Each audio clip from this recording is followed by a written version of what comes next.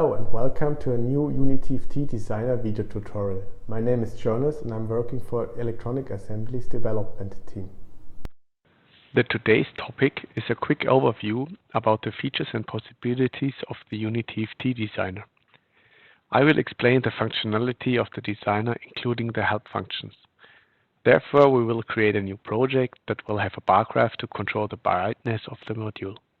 The last point is the verification of the project in the simulator. We create a new project. A wizard pops up. We see all currently available modules of the uniTFT series, from the smallest 2-inch to the largest 10.1-inch module. I'm selecting the mid-sized 5-inch.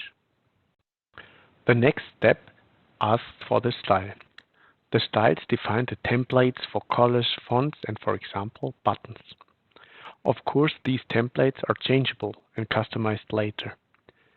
You can fully customize the style to your company's corporate design and export it to reuse it in other projects later. I'm selecting the orange style. Last step, the wizard asks for the project name and storage path. Clicking OK opens the new project.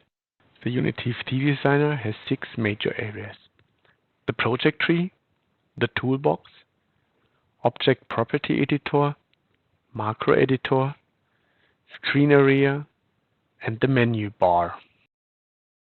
The toolbox includes all graphical objects, like labels, pictures, bar graphs, touch keys, spin boxes, meter, diagrams, and many more.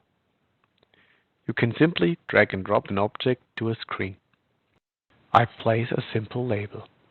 On the right, there's the object editor. All properties of the object are listed here. I want to change the font, selecting a bigger one. To change the text, you can either edit the object in the editor or simply double-click on the label. Beside the label, we need a bar graph to set the brightness.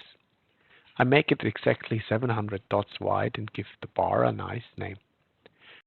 To center vertically, I select alignment and click this button. In the object editor, there are the parameters for macros. Macros are small functions that can be called on events. So on the dragging event, I want to call a new macro. In the bottom area, the new macro appears.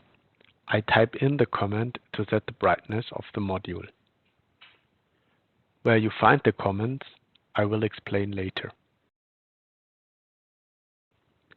The project tree has the point macros. I select to change the macros name. Last but not least, we need to initialize the bar graph during runtime to have the actual brightness value on screen start.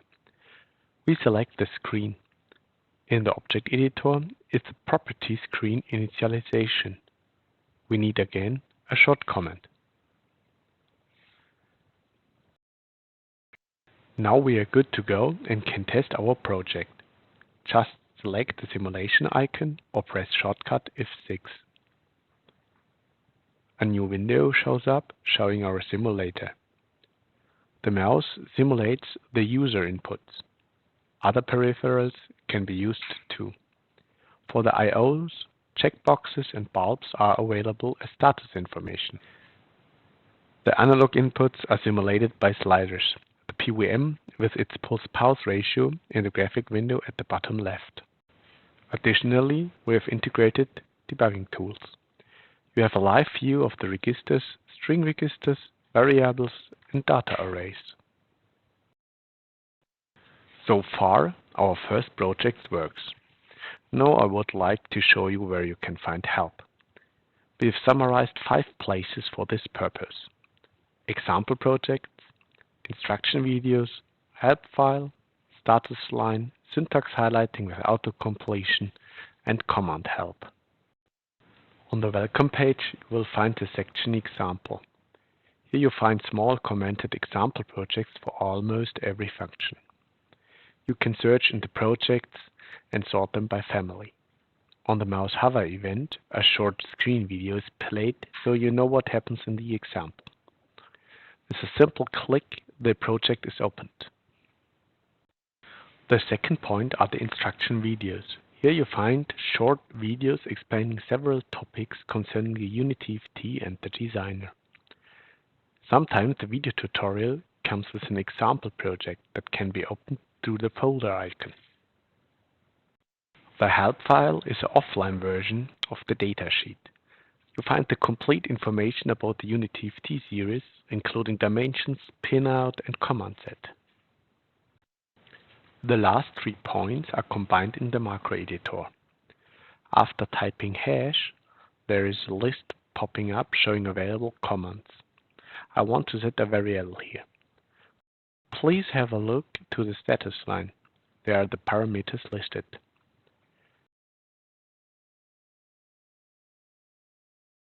You also have a tooltip that explains the calculation command in a short way. With register usage, there is the possibility to use beautified names and initialize the variable. You have to open the Register and Name Definitions tab. New variables are defined here.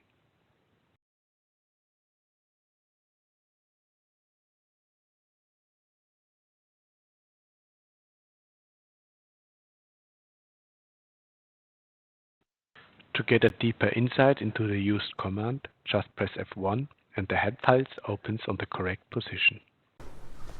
I hope you enjoyed today's uniTFTDesigner tutorial. Maybe you have time and play around a little bit with our other sample projects and enjoy our video tutorials.